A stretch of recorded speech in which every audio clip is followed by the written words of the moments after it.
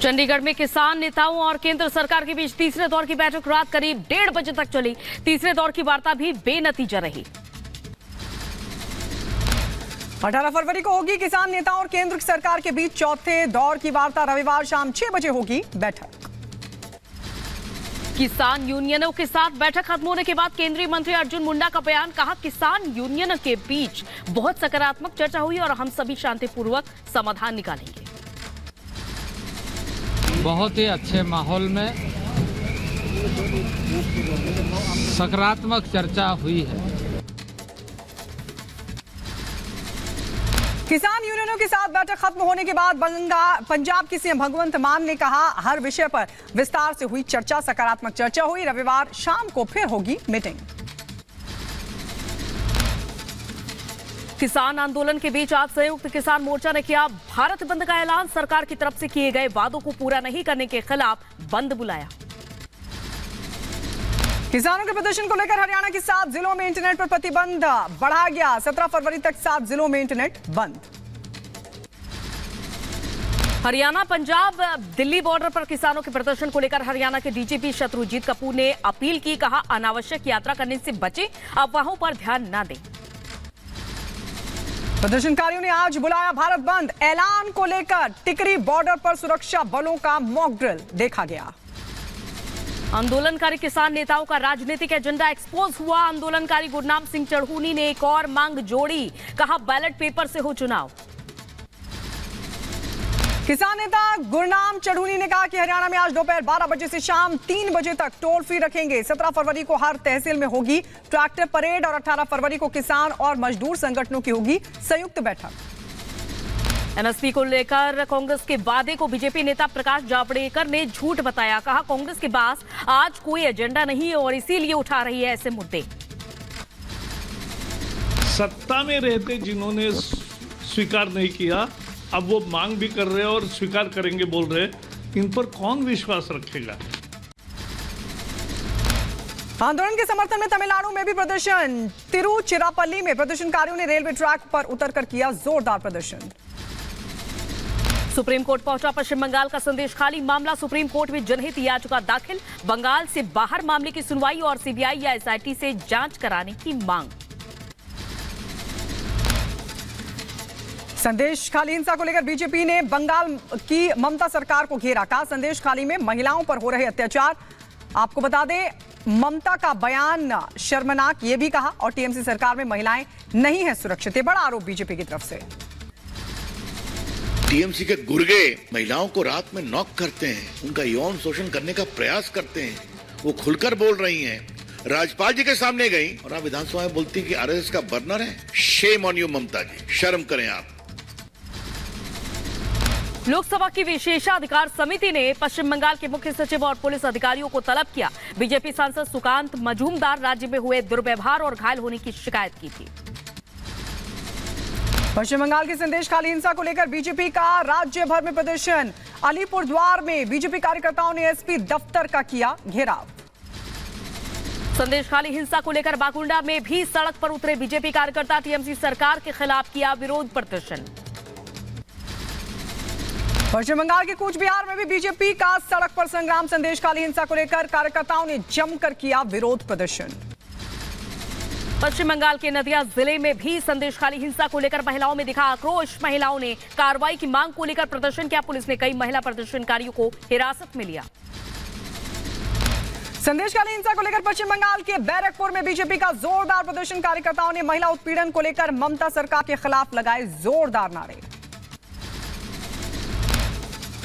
उधर पश्चिम बंगाल के आसनसोल से भी बीजेपी के विरोध प्रदर्शन की तस्वीरें सामने आई। बीजेपी ने संदेश खाली में महिलाओं के उत्पीड़न के खिलाफ प्रदर्शन किया।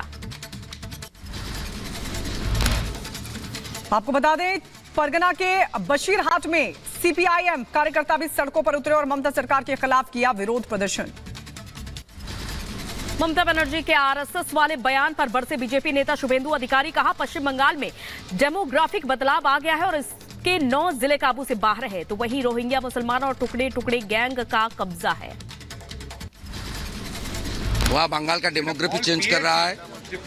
9 डिस्ट्रिक्ट हाथ के बाहर है। यहाँ जो सरबड़िया है ना बगल में, यहाँ रोहिंगा घुसाया है। और जो बहन ऑर्गेनाइजेशन है PFI सिमी, जादवपुर में टुकड़ा टुकड़ा गैंग का संरक्षण ममता बनर्जी दे रहा है।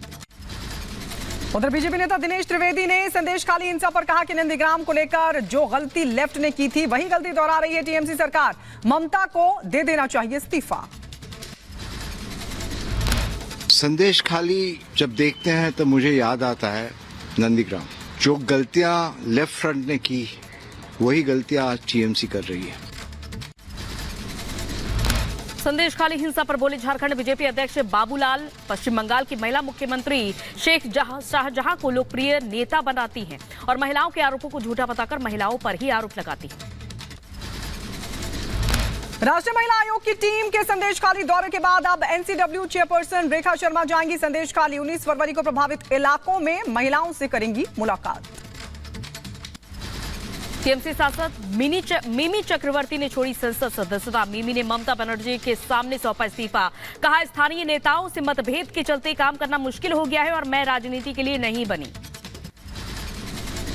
टीएमसी की पूर्व सांसद महुआ मोइत्रा पर कसा शिकंजा। आईडी ने महुआ को भेजा समन। विदेशी लेन देन मामले को लेकर 19 फरवरी को पूछताछ के लिए किया तलब। यूएई और कतर के सफल दौरे के बाद स्वदेश लौटे पीएम मोदी। दोहा में कतर के अमीर के साथ द्विपक्षीय बैठक की। पीएम मोदी ने कहा कि भारत कतर के संबंध मजबूत हो रहे हैं। महाराष्ट्र में शरद पवार को लगा बड़ा झटका। स्पीकर ने अजीत गुट को माना असली एनसीपी। कहा, अजीत गुट के विधायकों की सदस्यता नहीं कर सकते रद्द। अजित गुट के 9 विधायकों की सदस्यता रद्द नहीं करने के फैसले को महाराष्ट्र स्पीकर ने बताया संविधान सम्मत। राहुल नार्वेकर बोले, ये एक लैंडमार्क फैसला। जो निर्णय मैंने दिया है वो 10th शेड्यूल में दिए हुए प्राविधानों के आधार पर दिया गया है। सुप्रीम कोर्ट ने जो गाइडलाइंस दी थी, जो डायरेक्टिव्स दिए थे, उस आधार पर दिया गया निर्णय है। स्पीकर के फैसले पर बोले एनसीपी के नेता पंकज भुजबल। कहा, हमारे दावे मजबूत थे, सारे पेपर प्रूफ के साथ दिए थे। अगर वो सुप्रीम कोर्ट जाते हैं तो भी हम तैयार हैं। महाराष्ट्र बीजेपी अध्यक्ष चंद्रशेखर बावनकुले ने कांग्रेस के कई और नेताओं के संपर्क में होने का दावा किया। कहा, कांग्रेस को जल्द लगेंगे कई राजनीतिक झटके। उनके पास कोर कमेटी की बैठक के लिए भी नहीं बचेंगे लोग। लोकसभा चुनाव से पहले बीजेपी की बड़ी बैठक 17-18 फरवरी को दिल्ली में बीजेपी का राष्ट्रीय अधिवेशन। सभी बीजेपी विधायक और सांसद होंगे शामिल। फारूक अब्दुल्ला के अकेले चुनाव लड़ने पर बीजेपी नेता शहजाद पूनावाला का कांग्रेस पर हमला। बोले, इंडी गठबंधन से अलग हो रही है पार्टियां। कांग्रेस की ये न्याय नहीं, बाय बाय यात्रा। राज्यसभा के लिए नामांकन के बाद सोनिया गांधी ने रायबरेली के लोगों के नाम लिखी एक भावुक चिट्ठी। बढ़ती उम्र और स्वास्थ्य का दिया हवाला। कहा, मेरे परिवार को संभालिएगा। जमीन घोटाले में झारखंड के पूर्व सीएम हेमंत सोरेन को जेल। ईडी रिमांड खत्म होने के बाद पीएमएलए कोर्ट ने सोरेन को न्यायिक हिरासत में भेजा। राज्यसभा सपा से मुस्लिम उम्मीदवार ना उतारने पर बरेलवी मौलाना नाराज। आपको बता दें, शहाबुद्दीन रिजवी ने कहा, अखिलेश यादव की पार्टी को 98% मुसलमानों ने वोट दिया, लेकिन एक भी मुसलमान को राज्यसभा उम्मीदवार नहीं बनाया गया। 98% मुसलमानों ने समाजवादी पार्टी को वोट दिया और पूरे देश में उनका सर ऊंचा किया। किसी मुस्लिम चेहरा को पेश करने के बजाय उन्होंने तीनों को तीनों गैर मुस्लिम नाम दिए। आज राजस्थान दौरे पर रहेंगे पीएम मोदी। 17,000 करोड़ रुपए की परियोजनाओं की बड़ी सौगात देंगे, जहां विकसित भारत विकसित राजस्थान कार्यक्रम को भी संबोधित करेंगे। प्रधानमंत्री मोदी आज हरियाणा के रेवाड़ी में एम्स का करेंगे शिलान्यास। गुरुग्राम मेट्रो रेल परियोजना की रखेंगे आधारशिला भी। इंडी गठबंधन को कश्मीर में भी लगा झटका। पूर्व सीएम फारूक अब्दुल्ला ने कहा कि उनकी पार्टी नेशनल कॉन्फ्रेंस राज्य में अकेले चुनाव लड़ेगी। सीएम योगी आदित्यनाथ आज प्रयागराज दौरे पर। नेशनल विश्वविद्यालय के उद्घाटन में होंगे शामिल। सीजीआई डीवाई चंद्रचूड़ होंगे मुख्य अतिथि। जयपुर से अयोध्या के लिए बस सेवा की शुरुआत। मुख्यमंत्री भजन लाल ने अयोध्या धाम के लिए बस सेवा को हरी झंडी दिखाकर रवाना किया। मुख्यमंत्री एकनाथ शिंदे ने ठाणे किसान नगर का किया दौरा। आपको बता दें, माची गणेशोत्सव पर एकनाथ शिंदे ने की पूजा अर्चना भी। महाराष्ट्र के सीएम एकनाथ शिंदे परिवार के साथ पहुंचे वेगले एस्टेट कॉम्प्लेक्स। परिवार संग भगवान गणेश की आरती की। राम मंदिर में दर्शन के लिए लगातार उमड़ रहे हैं भक्त। गोवा के सीएम प्रमोद सावंत ने कैबिनेट के साथ अयोध्या पहुंचकर किए रामलला के दर्शन पूजन। यूपी की राजधानी लखनऊ में मुख्यमंत्री योगी आदित्यनाथ ने किया वनवासी छात्रावास का लोकार्पण, साथ ही धनुर्विद्या प्रशिक्षण केंद्र की भी आधारशिला रखी। तेलंगाना दौरे पर संघ प्रमुख मोहन भागवत घाट केसर में आयोजित स्वर झरी संगीत कार्यक्रम में करी शिरकत। गुजरात के मुख्यमंत्री भूपेंद्र पटेल ने राज्य के कैबिनेट मंत्रियों के साथ शक्तिपीठ अंबाजी मंदिर पहुंचे। मंदिर में अंबा माता के दर्शन और गर्भगृह में उनकी चरण पादुका की पूजा की। असम के मुख्यमंत्री हेमंता बिस्वा शर्मा ने चयनित एसीएस अभ्यर्थियों को बांटे नियुक्ति पत्र। गुवाहाटी के 15 विभागों में चयनित 840 अभ्यर्थियों को नियुक्ति पत्र सौंपे गए। यूपी के बुलंदशहर में अवैध कॉलोनियों पर चला बुलडोजर। प्रशासन ने 12 बीघा जमीन में विकसित की जा रही अवैध कॉलोनियों के निर्माण को ध्वस्त कराया।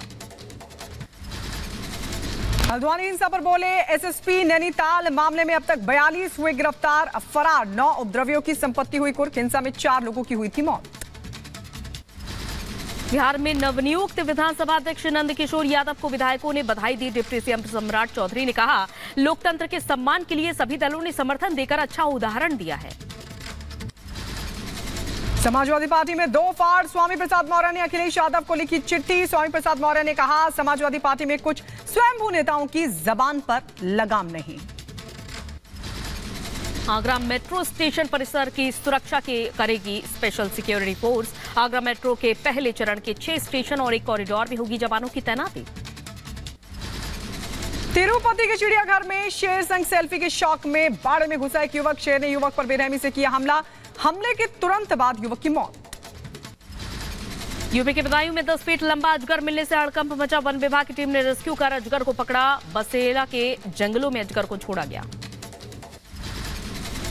उत्तर प्रदेश के कासगंज में मामूली विवाद में हुई फायरिंग। चाचा ने भतीजे की गोली मारकर की हत्या। गोली लगने से एक शख्स हुआ जख्मी। पुलिस आरोपी की तलाश में जुटी। यूपी के रामपुर में शमशान घाट को लेकर भड़के ग्रामीण। ग्राम प्रधान की लोगों ने जमकर पिटाई की। मारपीट का वीडियो वायरल हुआ। उत्तर प्रदेश के शाहजहांपुर में अवैध असला फैक्ट्री का हुआ भंडाफोड़। पुलिस ने दर्जन भर से ज्यादा निर्मित और अर्धनिर्मित